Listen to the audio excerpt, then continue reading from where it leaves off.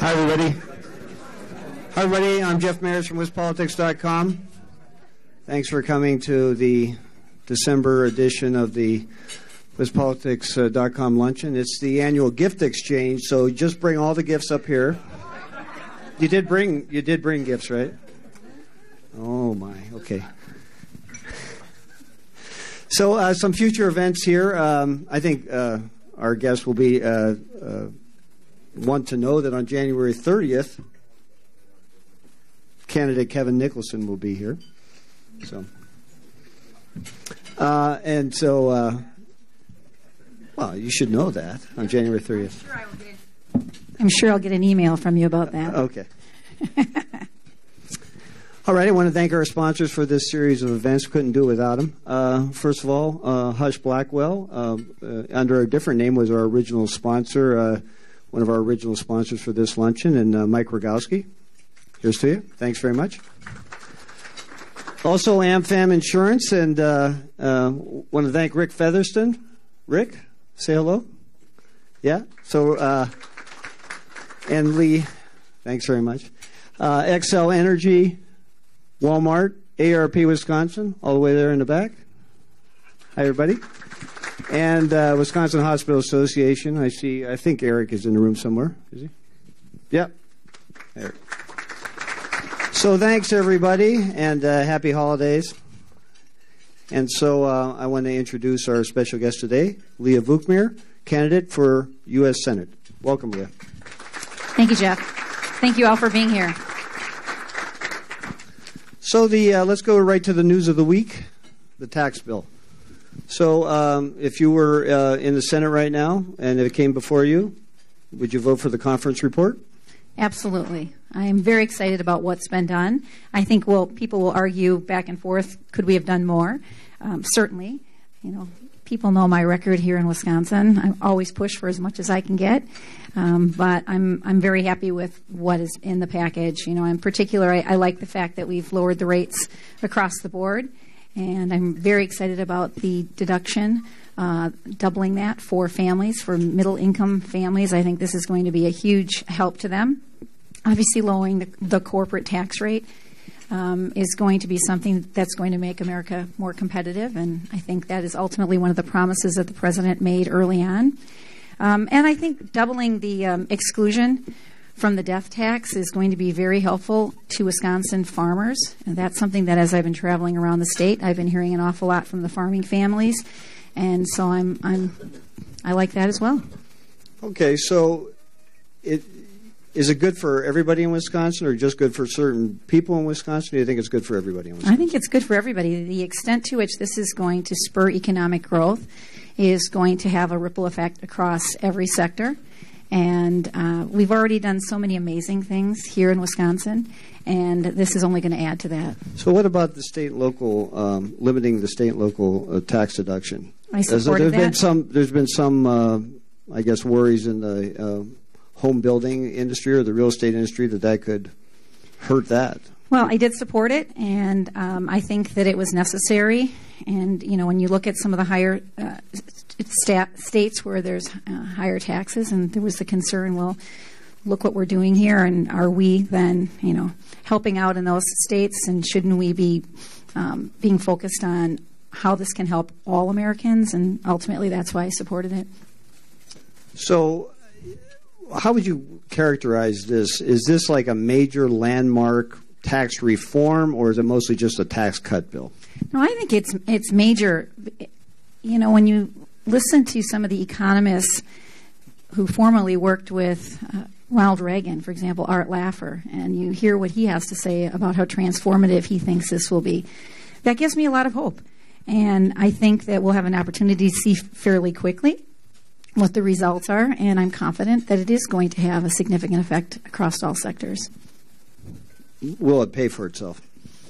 Well, I do believe that it will. And similar to what Senator Johnson had said about the concerns that were raised by the CBO, I believe that the economic growth that is going to come from this is going to more than pay for itself. And you also have to think about this, that we're not just talking about whether or not the revenue will come in to pay for it, and that'll solely be what's happening. We still have our job at the federal level, as in every level of government, to continue to look for ways to cut spending and to reform government, just like we have done here in Wisconsin. So it's not just that we're looking at the revenues that will come in, but we also have to look at ways to continually urge our leaders at the federal level to reform programs, cut spending, as we have done here in Wisconsin. Okay, so I guess some of the critics of the bill think it's a big trap. Have a budget-busting tax cut bill, setting the stage for entitlement cuts. I think that it's important that as policymakers, and we've done this here in Wisconsin, it should be done at the federal level, that we look for every opportunity to expand the economy, grow the economy, but we also have to be responsible stewards and look for programs that are working and programs that aren't working. And I think that's something we've done a really good job of here in Wisconsin, and we need to do a better job of that at the federal level as well. I think that everyone in this room can say that there's probably some program at the federal level that could use a little bit of reforming, and that there are ways that we can look at programs. And that's one of the biggest frustrations that I have as a nurse, as I look at public policy, and it's something that you hear Senator Johnson do quite a bit when he speaks about. He takes his perspective from the business world and he applies it to a problem, and he looks for a solution, and then you evaluate how that solution works, and then you tinker with it if it's not. And it's very similar to what we do in healthcare. As a nurse, we listen to our patients, we figure out what the problem is.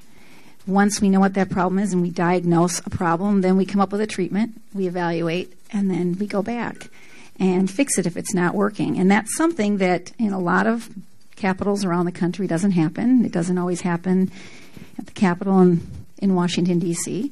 I think we're doing a really good job of it here in Wisconsin, and I think we could use a little bit more of that in Washington. So what do you think is the next big task then? Do you think the next big, you won't, I mean, you wouldn't be there yet, but do you think the next big task for the current Congress is then going the entitlement route, going what Paul Ryan has talked about for years? I think that's certainly on the table. What I hear when I'm talking to people across the state of Wisconsin, what are the issues that they're most interested in right now beyond, and trust me, everyone wants this tax package done everywhere I've gone. But I also hear more concerns about repealing and replacing Obamacare, and I also hear concerns about immigration reform. I hear those more than anything. Mm-hmm. So what do you want? What would you do, or how would you, I guess, change Obamacare, change the Affordable Care Act? Well, do you agree with the elimination of the penalty? Yes, I do. Everyone should be given a choice whether or not and what type of insurance they would like. Government should not be mandating that they have insurance, and that's something where I, from the very beginning, was opposed to Obamacare for that reason alone. It is really a issue of freedom. In terms of how you would repeal and replace, I always say that we never had a government-run health care program when Obamacare went into place. Over the years, government has encroached into health care. And when Obamacare went into place, instead of removing layers of government, we added layers of government. So if you really want to be serious about repealing and replacing Obamacare, we have to create a more free market system. And the easiest way that I've described it along the campaign trail is that we need an army of consumers who have information and tools with which to make decisions about their health care. It's just that simple. So information and tools, so the ability to have that transparency. So when you go into your car dealership or to the place that does your auto body repairs, and you look up at that tote board and you can see how much it costs for a paint job, how much it costs for tire rotation, for an oil exchange. And these are things that we should have as consumers on the front end, not after the fact, after we've had procedures. So we need transparency. We need the ability to have control over our health care dollars. You know, as someone who has worked in an emergency room, and you see the difference in when people come in with a problem at 3 a.m. versus coming in to their primary care doctor the next day. and you suddenly realize, if they have control over their health care dollars, that it's going to cost them more to go in at 3 in the morning versus 9 o'clock the next day. These are things that are going to be transformative in making changes. Now, it's not going to be easy, but it has to start somewhere, and I'm grateful for the inclusion in this particular tax bill of the getting rid of the mandate. Would you have supported one of the Senate version of getting rid of the Graham AC? Cassidy bill? Yeah. I would have supported it. It wasn't perfect, and it really wasn't even a repeal and replace. However, what I liked about that is that it was going to return back to the states the ability to develop a system and an approach that would work for the states. And that's why I was so frustrated with Obamacare in the first place, because I always have said, and there are many people that are stakeholders in the healthcare arena in this room who understand that we had in Wisconsin a system that was working before Obamacare. We had one of the lowest uninsured rates. We took care of individuals who had pre-existing conditions long before it was brought about in Obamacare. We had to get rid of our program to take care of pre-existing conditions because of Obamacare. And we had a rather robust insurance market. So what I really liked about Graham Cassidy was that it was going to let the power come back to the states. As somebody who supports states' rights and federalism, while it wasn't perfect and it wasn't exactly that, it would have been a great step in that direction. It seems like a lot of corporate America and a lot of healthcare institutions, though, have either because they were forced to or wanted to embrace the ACA, have made a lot of changes, and now after all these changes are underway, are threatened with having to sort of turn the aircraft carrier around. That's I'm not sure. Is that the kind of disruption that will lead to a better outcome down the road? Well, look, what about the disruption to the individuals who can't afford insurance under the current system? The weight of Obamacare is collapsing all around us. When I talk to people across our state who can't afford to pay the premiums, they can't afford the deductibles. Something has to be done. Someone's going to have to roll up their sleeves. We're all going to have to roll up our sleeves together and make these differences, because the weight of this is collapsing, and the Affordable Care Act is not affordable. And it is wrong that individuals are not able to take care of their families, that they don't have the choices that they were once told, promised, that if they wanted to keep their health plan, they could keep their health plan. In some of our counties in the state of Wisconsin, there's one insurance provider.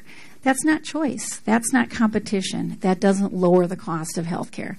And until we inject these types of free market competitive principles, we're not going to have a system that is going to help people in Wisconsin. The answer is not more government. It's less government.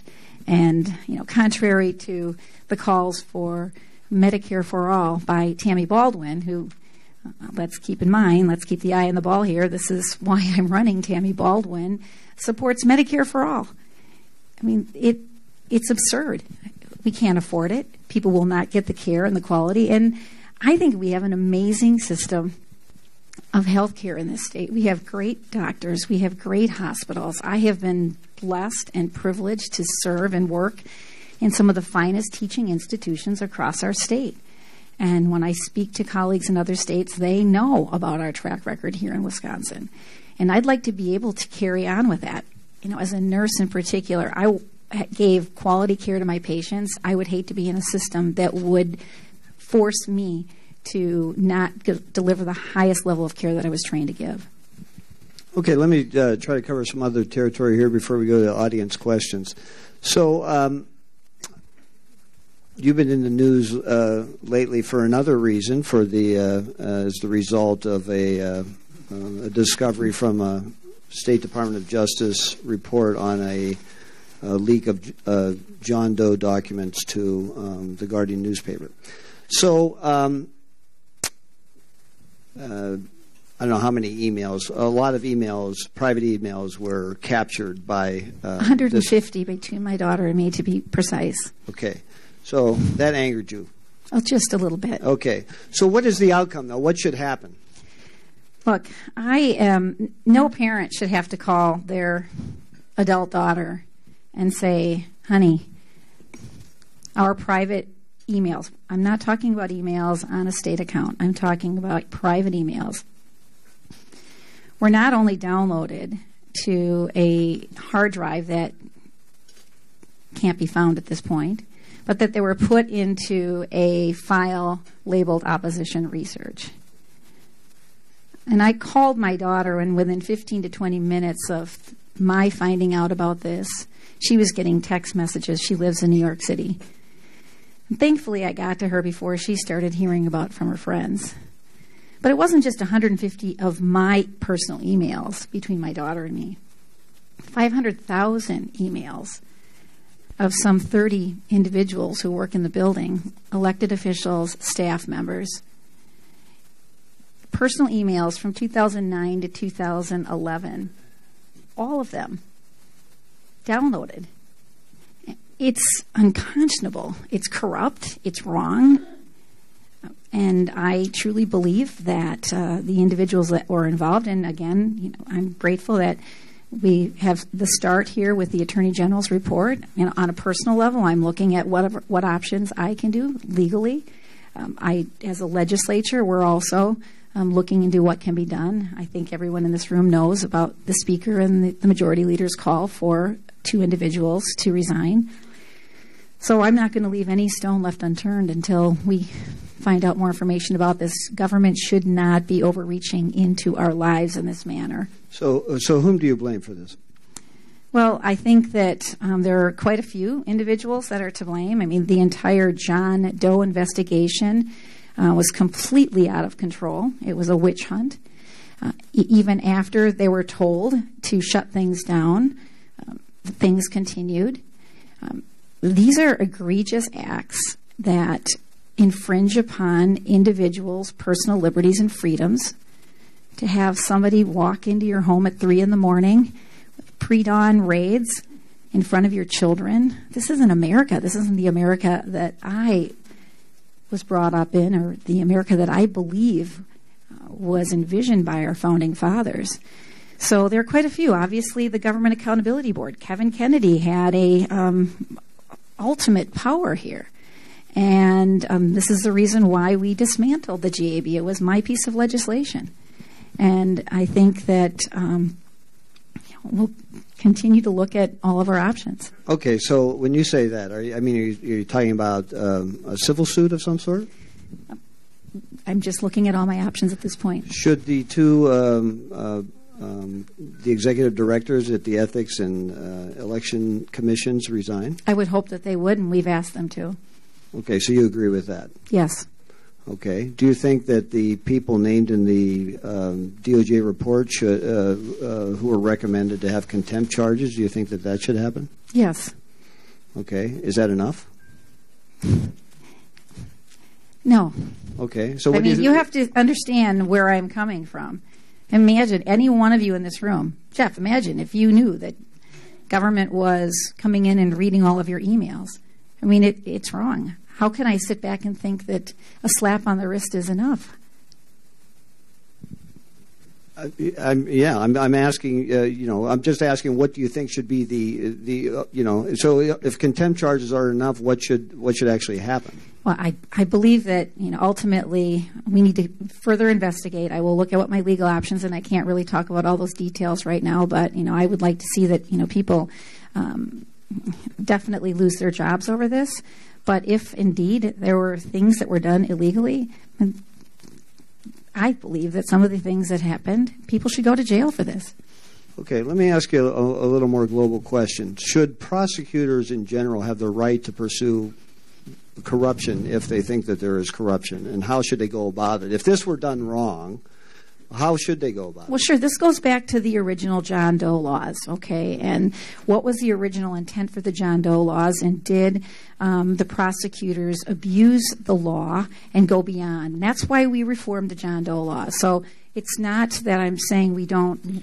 We have to. Absolutely. If there's a concern that there's political corruption, but what happened here was that the John Doe law was used as a vehicle, and then GAB was weaponized politically as a result of it.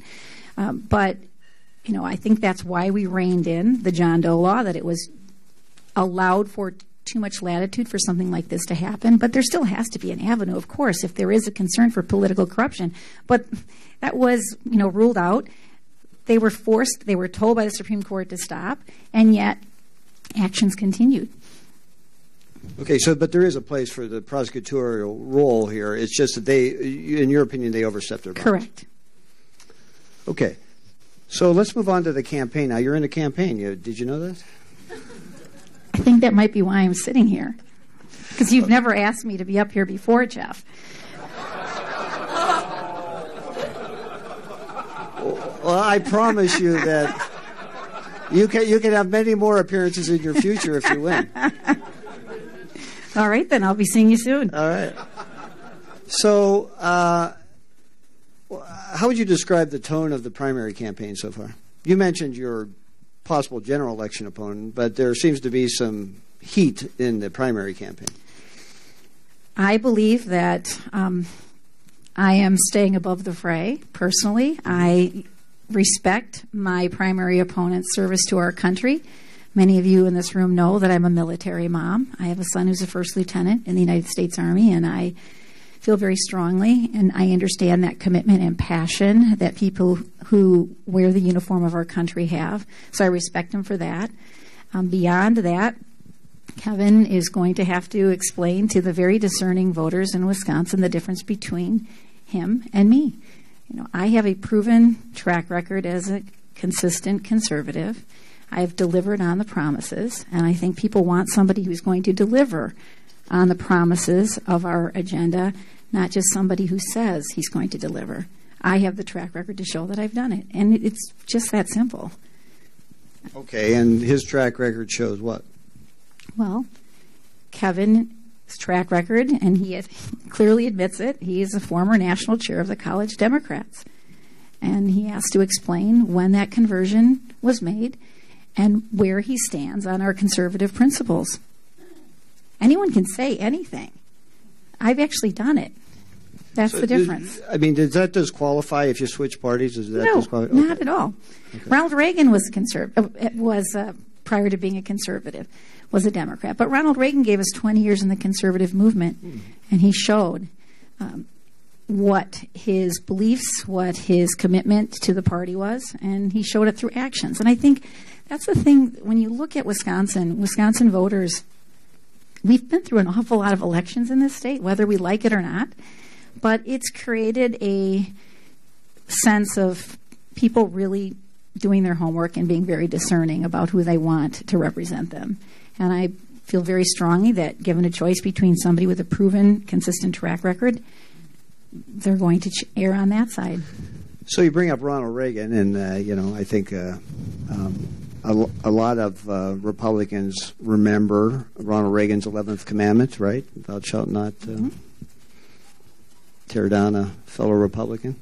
I don't think I have. Talked about his service to our country and the fact that he'll just have to explain his record. I don't think that's negative.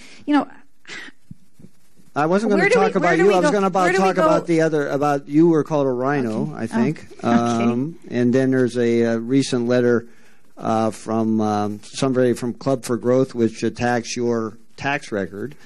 And I'm just wondering, how's that help Republicans win next year in the environment that Republicans are looking ahead? How's that going to help? The Club for Growth has endorsed Kevin Nicholson, and I am somewhat amazed at how desperate David McIntosh is to defend his. David McIntosh is. You have to He runs the Club for Growth, the National Club for Growth, and the extent to which that he has defended his endorsement of Kevin Nicholson through this op-ed piece, it's clear. And, previously called me a rhino in a fundraising newsletter, and I find that rather curious. Most of my career, the left has vilified me for being an arch-conservative, and now I'm a rhino. Which one is it? It can't be both. I think about what we as a group of conservative Republicans have done in this state under the bold leadership of Governor Walker is truly remarkable. Wisconsin, we've decreased By $8 billion, we've, given relief to people, tax relief in this state. We have stood face to face with the unions during Act 10 under death threats and protests. We've reformed how government services are provided. We've repealed prevailing wage laws. That was one of my bills, dismantled the Government Accountability Board. We have taken care of PLAs. It is truly remarkable the extent to which we have made a difference here. And if these are all conservative reforms that we have moved down the field, and if you're going to call me a rhino, then you're going to have to call Scott Walker and the rest of our team rhinos. And I don't quite understand what David McIntosh was doing, but clearly he, that's his right to do that. He's endorsed this individual. What I do find curious, though, is in 2015, during the presidential primary, David McIntosh said that the Club for Growth can't be bought. And yet, in 2017, they've received $1.5 million from Dick Uihlein, who is supporting Kevin Nicholson. So I ask you to connect the dots. So what about this charge? Throughout her 15 years in state office, Senator Vukmir has voted for at least 58 higher taxes and fees, including her first budget. So, and it goes on to attack you for your spending votes. It went on to attack me for voting for the budget of 2011 that included Act 10. I don't understand what the Club for Growth was doing, but clearly they didn't do their reading. And if they want to say that, I am a rhino and that I have expanded government, clearly they haven't really looked at what we've done here in Wisconsin. But again, what does that portend for the primary and for the how Republicans could hope to beat Baldwin next year? Well, I'm going to continue to travel the state. It's not going to change. What David McIntosh says is whatever he wants to say. I'm going to continue to take my message across the state of Wisconsin, my message of being a part of a reform movement. We are truly the epicenter of the country for government reform. I'm proud of it. As I travel to other states and talk to colleagues in other states, they continually ask, what's in the water in Wisconsin? Why is it that you're able to do as much as you've been able to do? And it is truly been transformative, and I think that's what Washington, D.C. needs. And that's the message that I will continue to take, that we need to take this experience of what we've done here in Wisconsin. I call it the Wisconsin way, and it needs to go to Washington. People are frustrated in Washington about the fact that there are 2 to 3 senators Republican senators who continue to vote no. And it isn't just a matter of electing any Republican to the United States Senate. We need to elect the right person. And I believe the right person is somebody who's been tested, somebody who has taken the tough votes right here in Wisconsin, hasn't backed down in the face of death threats, hasn't backed down in the face of protests, and is willing to roll up their sleeves, be innovative, as we've done here in Wisconsin, and do the work that the people asked us to do. Because ultimately, people across Wisconsin are frustrated that things aren't getting done. And especially given that they have seen how much we've been able to accomplish here in Wisconsin. And they'd like to see leaders do the same in Washington. And it can be done. It can be done having differences within your own party. Ask Scott Fitzgerald. He and I don't always agree on everything, but he's endorsing me and he's supporting me. I believe it's your job, even as a member of leadership, to continue to push the conservative agenda, but you also, need to know when to, sometimes you win, sometimes you don't. You also need to work with people on the other side of the aisle, and my track record shows that I've been able to do that. Compare that to Tammy Baldwin. Again, I'd rather the focus be on Tammy. Tammy Baldwin what has she accomplished? She has been in office her entire life, and I can't name too many things that she has done for the state of Wisconsin that have been helpful. I can think of a lot of things that she has done that have been very, very bad for the state of Wisconsin. And I'm not even going to get into the whole Toma VA issue that, as a military mom and a nurse, just really incenses me. But, ultimately, when it boils down to who's going to be the best matchup against Tammy, I believe it's me, and I think that she and I couldn't get more of a stark contrast. I'll agree on that one. Okay. So what about the political environment next year? I think it's not looking good for Republicans. Do you share that, or do you think it doesn't really affect what will happen in Wisconsin? Well, I think that one thing that we learned in the last election cycle is that you can throw all polls and conventional wisdom out the window. And I don't know that you can necessarily take the results of what happened in Virginia and the results of what happened in Alabama and paint with a broad brush. I really do believe that there is a sense that that silent majority that spoke out last November is still is not so silent in Wisconsin in particular. And they do want people to continue speaking out and being bold. And I don't think that you can paint Wisconsin with the same broad brush that you can with some of the other states. All of the things that I mentioned earlier about what we've been through here, not just the legislators, not just the governor, but everyone in this room and the people that supported us down to the grassroots through all of the reforms that we've been through has really brought us together as a party and makes us very unique compared to other states. So I'm not going to really worry too much about what the pundits are saying about what the outlook is going to be, and I'm just going to continue my focus on getting my message out about we've made Wisconsin great, let's make America great. Does it worry you? Does the August primary worry you? Does it worry you that because the election is, I guess it used to be worse. It used to be September. So, you got an extra month. But does the late primary, does that affect? Everyone is concerned about that, but I started testing the waters in February, and since February I've put 35,000 miles on my car. I've been to about 55 counties of our 72 counties, many of them more than once. I see some of my Jefferson County friends here. They can attest to that. I'm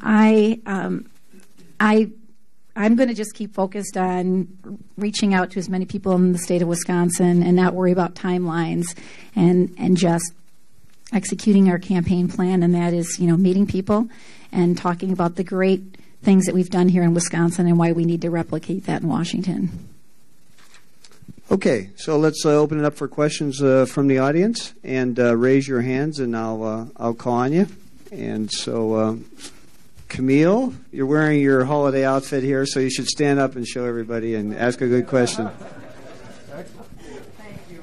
Leah, thank you for being here.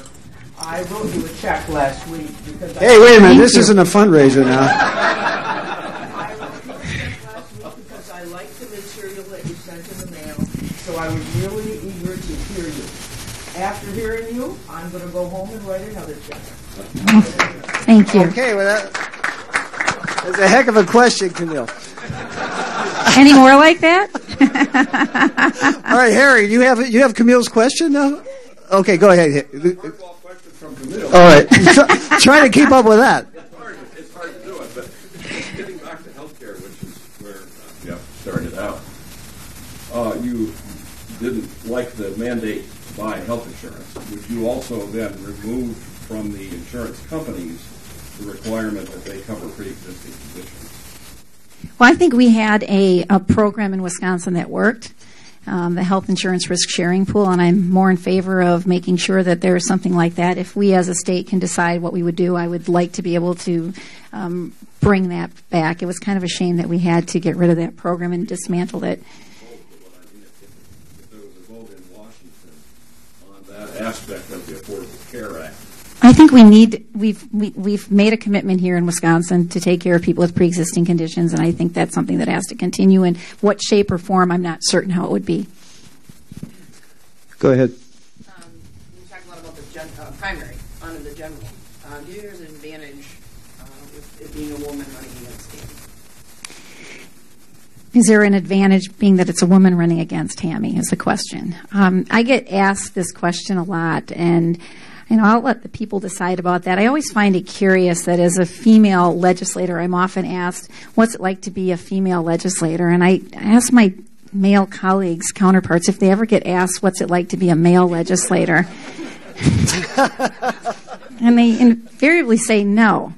So I guess I don't really look at the issue as being a woman legislator or a woman U.S. senator, and I think that I have shown in my track record here in Wisconsin that I look at all issues that are brought forth before me.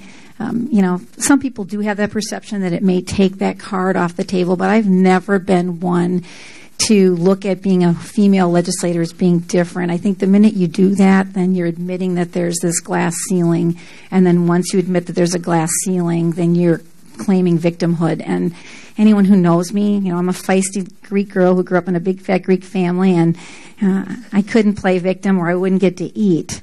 So So I've learned how to kick, bite, scratch my way through things.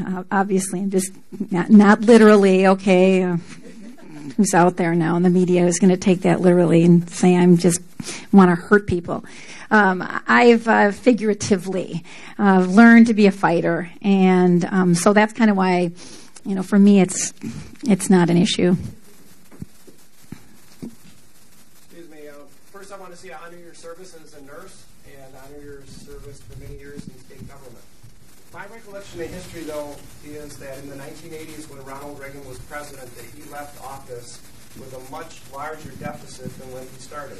My recollection is that George Herbert Walker Bush said, "Read my lips, no new taxes," and he eventually had to sign a tax increase because of the great deficit. My question, though, really is, after I corrected history there, is that I'm concerned because I haven't heard you talk about the infrastructure. I haven't heard you talk about the importance here of we need more funds to invest in the infrastructure here in Wisconsin. And I recall that candidate Trump talked a lot about infrastructure investment when he was a candidate. And I'm wondering, when you go to Washington, if you do go to Washington, I should say, are you going to be an advocate for increased spending on infrastructure so that we can repair roads and bridges and the other crumbling aspects of this infrastructure that we have that is going to kill people if we don't invest in it? Well, certainly it's always a balancing act, and it's all about prioritizing and looking at what amount of money you have and how do you prioritize. Now, the state level, we only have a certain amount of money, and we have to, live within our means. And at the federal level, people can just keep writing checks. I mean, obviously we have to maintain our infrastructure. There's no doubt about it. When I think about some of the things we've done here in Wisconsin, you look at, the Zoo Interchange and some of the other major arteries that are necessary for the economic flow of trade. It's important. So, yes, we'll have to do that. And as it relates to Ronald Reagan and building up our defense, it was a very critical time in our country, and it was necessary. Again, I guess I'm the person that says just because we're expanding one area doesn't mean we're not continually looking for ways to cut spending and reform in other areas. We kind of have to have a two-pronged approach. As it relates to our defense, and that was a large part of why Ronald Reagan clearly had expanded government, we have decimated our military over the course of the last 8 years, and the morale was incredibly low prior to this election. And when I think about the worldwide problems that we're facing, it's going to be incumbent upon us to make sure that we are maintaining the levels that our troops need, that they have the supplies that they need in order to be an effective army. And if it means we balance things in other areas, we're going to have to. It's never easy. It's no different than how you budget in your own home. You kind of have to figure out what you have, what your priorities are, and then you go from there. Right here. Hi, I'm Roseanne Lindsay. I'm here with Mike Bogowski, and I'm representing Wisconsin Health Freedom Coalition.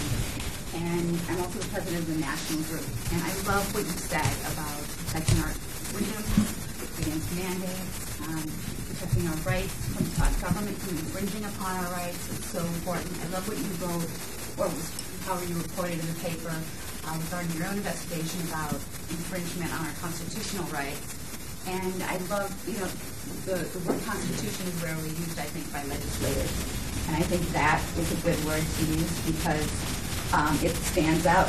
It's the one thing that protects all of our individual rights, and especially when it comes to health freedom. And I see a lot of mandates coming down in certain cases, and people don't have the right to choose. I'm a naturopath, and I like to have my clients able to choose between whatever they want, a doctor or coming to me also. And what are your thoughts on preserving those rights? I know you talked about this as, you know, preserving the rights on our individual rights, the right to privacy. Okay, so your view on right to privacy. Well, clearly as somebody who has just had my right to privacy violated in probably one of the most vile ways imaginable, on a personal level, yes, but I've always advocated for personal freedoms and rights to all of the rights that have been bestowed to us by our Creator, and that's what makes this country what it is.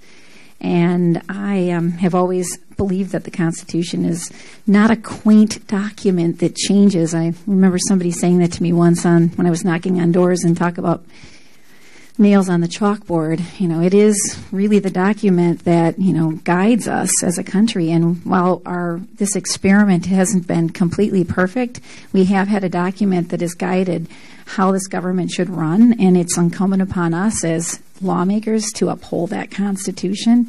And that's something that I believe I've done here in Wisconsin, and I would be honored to do the same in Washington. Well, first, thanks for running. Thank you. Second, the Constitution guarantees our right to privacy, as she alluded to. Would you, if elected, vote to stop domestic spying and support our right to encrypted private communications, which your email is not, obviously? I didn't hear the last part. I couldn't hear you. Would you vote to support our right for encrypted private communications, which is under attack all the time? And the government wants a backdoor, which is impossible, but that's under attack frequently. I'd have to look exactly what specifically you're saying, but you know, right to privacy. Yes, I've been a strong advocate for it, and you know, I think he's talking about domestic surveillance. There's tons of it around. You know, some senators vote for it, some voted against it at the beginning. How would you vote? Domestic surveillance without a warrant? Well, without a warrant, it's very concerning. Again, when we look at what happened in the John Doe, to the extent that you're following the correct parameters, where there's sometimes these investigations have to go, but for the most part, I'm erring on the side of you have to look at. We have to allow our law enforcement to a degree if we're concerned about terrorists coming in and what they're doing. Again, you know, I'd like to know the specifics before I answered that question exactly, but it is a balancing act because we have to balance the protection of our country from people who want to create harm to the individual rights that we have. Against, you know, in my case, what was the reason that my personal emails were looked at? I'm not a terrorist, and that's where it goes too far. So to the extent that we can find that balancing point, I think that we have to still have some of those tools for investigation. Okay, right back here. Senator Vukmir, you're a former nurse. I used to work at Epic. I guess I'm confused as to why you voted to give $3 billion to Foxconn, a multinational foreign corporation, instead of kind of seeding startups and incentivizing business that's homegrown in Wisconsin. Could you comment on that? Sure. Well, I truly believe that Foxconn is going to be transformative for our state. And I was very careful as a member of the Joint Finance Committee to make sure that it wasn't just that government was giving a handout to a particular corporation. There was accountability there that in order for Foxconn to receive the credits from the state of Wisconsin, they actually have to show that they're growing a payroll. And I think that the opportunity to have 13,000 jobs in the state of Wisconsin is something that is very difficult for a governor or for a state legislature to look the other way on. And correct. And I think I asked that question to our fiscal bureau about 5 different ways to make sure. Go ahead.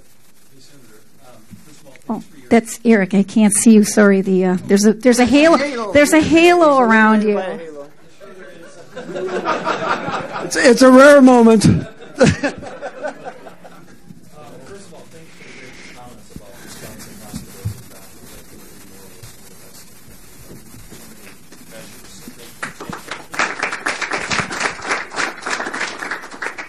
As a nurse practitioner, and we've got a long career in the state legislature, we've worked a lot together. Many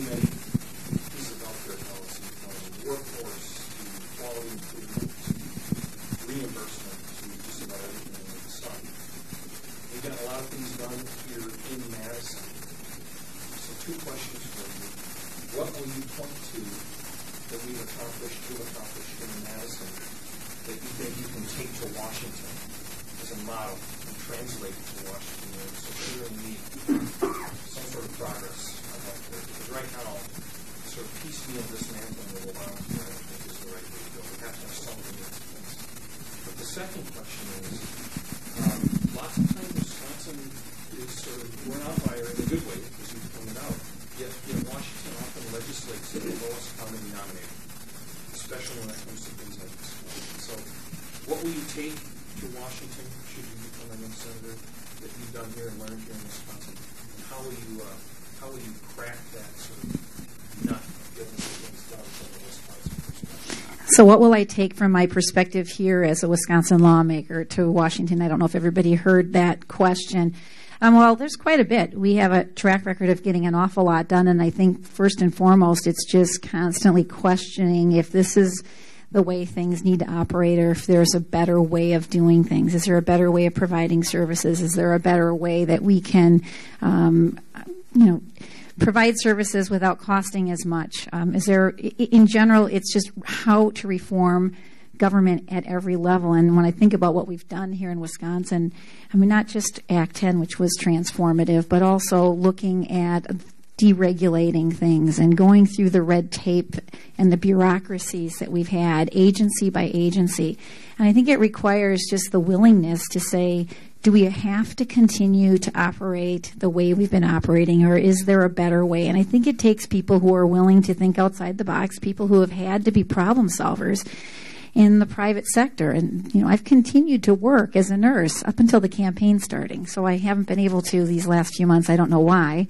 But I think taking that real world experience where you're listening to people and understanding what people are going through on a day-to-day basis and then not being afraid to shake the status quo. And quite frankly, that's what we've done in Wisconsin with the governor's bold leadership and having a legislature that was willing to stand alongside. And we didn't always agree along the way, but we eventually continued to push that ball further and further down the field. And I think that's what people are looking for, people who want to be problem solvers. We've problem solved here in Wisconsin. Now let's go there and not be afraid to say that, this isn't working. We need to try something else. And my colleagues in the Assembly know, and in the Senate, that, I've always been somebody to push at every level, at every opportunity that I get. And I don't think that I would change just because I went to Washington. If anything, the experience will help me all the more. Hey, Sam. Wisconsin. Certainly for older voters, there's no two bigger issues than Social Security and Medicare. We've talked about the need for reform of programs at the federal level. Are there some specific reforms that you would be looking to introduce to those programs if you were elected senator that you would like voters to know about? Sure. Well, definitely as Paul Ryan knows, talking about these issues, he started talking about them long before he was Speaker, and they're not easy issues to talk about. But I think that at some point we need to start looking, in a proactive way, making sure that we're not throwing people off the cliff as the commercials were showing, but problem solving down the road for future generations, for our children and grandchildren, so that they're able to receive those same services. As far as the specifics at this point, there's plenty of ideas that are out there that I would be open and willing to look at, but I think what's really important is that we're not taking things away from our current generation of seniors, and that they get the services that have been promised to them. But looking ahead, the system, and Paul Ryan was brave in saying so, is not going to be able to continue. And until we reform it, there won't be a system for our children and our grandchildren. So it's going to require a bit of courage and rolling up our sleeves and coming up with ideas. I'd be open to hearing what yours are. And we've always had a good dialogue with you, and I can't expect that would discontinue. I want to continue that if I have the opportunity of being your next U.S. Senator.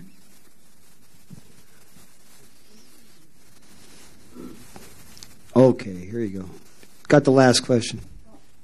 Oh, good, because I not a question. I just want to encourage you to take a page out of Governor Walker's book.